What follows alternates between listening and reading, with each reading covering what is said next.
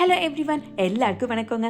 Welcome to guys kitchen. இன்றைக்கி நம்ம guys கிச்சனில் என்ன ஸ்பெஷல் ரெசிபி பார்க்க போகிறோம் அப்படின்னா, நல்லா டேஸ்டியர் அண்ட் ஹெல்த்தியான ஒரு ஒன் பாட் ரெசிபி தாங்க. வேறு எதுவும் இல்லைங்க, நல்லா ஹெல்த்தியான ஒரு வெஜ் புலாவ் தாங்க. இதை ஒரு 10லிருந்து 15 நிமிஷத்துலேயே சட்டுன்னு செஞ்சு முடிச்சிடலாம். அதே மாதிரி இதை நம்ம குழந்தைகளுக்கு கொடுத்து விட்டோம் அப்படின்னா கண்டிப்பாக விரும்பி சாப்பிடுவாங்க. இந்த வெஜ் புலாவ் காய்கறிகள் சேர்த்திருக்கங்காட்டி குழந்தைகளுக்கு நல்லா ஹெல்த்தியான ஒரு டிஷ் கொடுங்க. ஸோ வாங்க எப்படி செய்கிறது அப்படிங்கிறத பார்த்துடலாம். நான் இங்கே ஒரு 250 கிராம் பாஸ்மதி ரைஸ் எடுத்திருக்கேங்க. நான் எடுத்துருக்கக்கூடிய பாஸ்மதி ரைஸை தண்ணீர் விட்டு ஒரு 3லிருந்து 4 தடவை நல்லா அலசி மறுபடியும் கொஞ்சமாக தண்ணீர் விட்டு ஒரு அரை மணி நேரம் நான் ஊற வச்சு எடுத்திருக்கேன். இங்கே நான் புலாவ் செய்யறதுக்காக மண் சட்டி எடுத்திருக்கேங்க. உங்ககிட்ட எந்த பாத்திரம் இருக்கோ நீங்கள் அதை வச்சு செஞ்சுக்கலாம். இப்போது எடுத்துருக்கக்கூடிய மண் சட்டியில் 1 டேபிள் ஸ்பூன் எண்ணெய், 1 டேபிள் ஸ்பூன் நெய் சேர்த்துக்கிறேன்.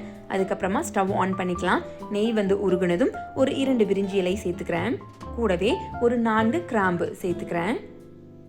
அது கூடவே 3 ஏலக்காய், ஒரு அரை டீஸ்பூன் சீரகம், ஒரு 2 துண்டு கல்பாசி, கூடவே ஒரு 10லிருந்து 15 உடைச்ச முந்திரி சேர்த்துக்கிறேங்க. சேர்த்துட்டு தாளிச்சு விட்டுக்கோங்க. அடுத்து நம்ம நீளமா கட் பண்ணி வச்சிருக்கக்கூடிய ஒரு மீடியம் சைஸ் பெரிய வெங்காயம் சேர்த்துக்கலாம். வெங்காயம் ஜாஸ்தியா வேண்டாங்க, கொஞ்சமா சேர்த்துட்டா போதும். வெங்காயம் நல்லா பொன்னிறமா வதங்கினதும் நம்ம அரைச்சி எடுத்து வச்சிருக்கக்கூடிய இஞ்சி பூண்டு பேஸ்ட் அதையும் உள்ள சேர்த்துட்டோம். சேர்த்துட்டு இஞ்சி பூண்டோட பச்சை வாசனை போற வரைக்கும் வதக்கிக்கலாம். இது கூடவே நம்ம நீல வாக்கில் கட் பண்ணி வச்சிருக்கக்கூடிய 2 பச்சை மிளகாய் அதையும் சேர்த்துட்டு உள்ள வதக்கிக்கலாம். உங்களுக்கு காரம் ஜாஸ்தியா தேவைப்பட்டா இன்னும் கூட பச்சை மிளகாய் சேர்த்துக்கலாம். இது கூடவே நம்ம பொடியா நறுக்கி வச்சிருக்கக்கூடிய ஒரு மீடியம் சைஸ் கேரட், ஒரு 5லிருந்து 6 பீன்ஸ், கூடவே ஒரு மீடியம் சைஸ் உருளைக்கிழங்கு, அதே மாதிரி ஒரு 1/4 கப் பச்சை பட்டாணி அதையும் உள்ள சேர்த்துக்கிறேன். சேர்த்துட்டு காய்கறிகள் எல்லாம் வதங்கிறதுக்காக ஒரு நிமிஷம் மட்டும் வதக்கி விட்டுக்கோங்க. இப்போ புலாவுக்கு தேவையான அளவு தண்ணீர் சேர்த்துக்கிறேன். நாம இங்க 1 கப் பாஸ்மதி ரைஸ் எடுத்ததுக்கு 2 கப் அளவு தண்ணீர் சேர்த்துக்கிறேன். இதே நீங்க குக்கர்ல செய்யறீங்க அப்படின்னா 1.5 கப் போதுமானது. இப்போ புலாவுக்கு தேவையான அளவு உப்பு சேர்த்துட்டு நம்ம மூடி போட்டு மூடி வச்சிடலாம். ஒரு 3லிருந்து 4 நிமிஷத்துக்கு அப்புறம் தண்ணீர் நல்லா கொதிச்சு வந்திருக்கும். இந்த ஸ்டேஜ்ல நம்ம ஊற வச்சிருந்தோம் இல்லைங்களா, அந்த அரிசியை தண்ணீர் வடிச்சிட்டு உள்ள சேர்த்துக்கிறோம். சேர்த்துட்டு கடைசியா ஒரு கைப்பிடி கொத்தமல்லியை மேலே தூவிக்கலாம்.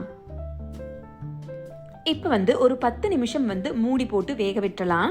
இந்த 10 நிமிஷத்துல முதல் 7 நிமிஷம் மீடியம் ஃப்ளேம்லையும் கடைசி 3 நிமிஷம் லோ ஃப்ளேம்லையும் விட்டு நம்ம வேக வைக்கும் பொழுது அரிசி நல்லா பளபளன்னு வெந்து வந்துருங்க. இதோ இங்க பார்த்தீங்கனாலே உங்களுக்கு தெரியுங்க, அரிசி நல்லா பளபளன்னு வெந்து நல்லா உதிரியா அதே மாதிரி நல்ல கமகமன்னு வாசனையோட வெஜ் புலாவ் ஜம்முன்னு ரெடி ஆயிடுச்சுங்க. ஸோ இது மாதிரி வெஜ் புலாவ் செஞ்சு கொடுத்தோம் அப்படின்னா குழந்தைங்க கண்டிப்பாக லஞ்ச் பாக்ஸ் கம்ப்ளீட் பண்ணிட்டு தான் வருவாங்க. ஸோ இது கூடவே வெஜ் கிரேவி, குருமா இல்லை அப்படின்னா பன்னீர் பட்டர் மசாலா கிரேவி இது மாதிரி வச்சு கொடுத்தோம் அப்படின்னாலும் நல்லாவே சாப்பிடுவாங்க. நம்ம சேனலில் பன்னீர் பட்டர் மசாலா ரெசிபி செஞ்சு அப்லோட் பண்ணியிருக்கோங்க. உங்களுக்கு தேவைப்பட்டுச்சு அப்படின்னா போய் பார்த்து செஞ்சு பாருங்க. ஸோ ட்ரை பண்ணி பார்த்துட்டு எப்படி இருக்கு அப்படிங்கிறத மறக்காம நம்ம கமெண்ட் செக்ஷன்ல சொல்லிடுங்க. அதே மாதிரி நம்ம சேனலையும் மறக்காம லைக் அண்ட் சப்ஸ்கிரைப் பண்ணிக்கோங்க. Thank you everyone.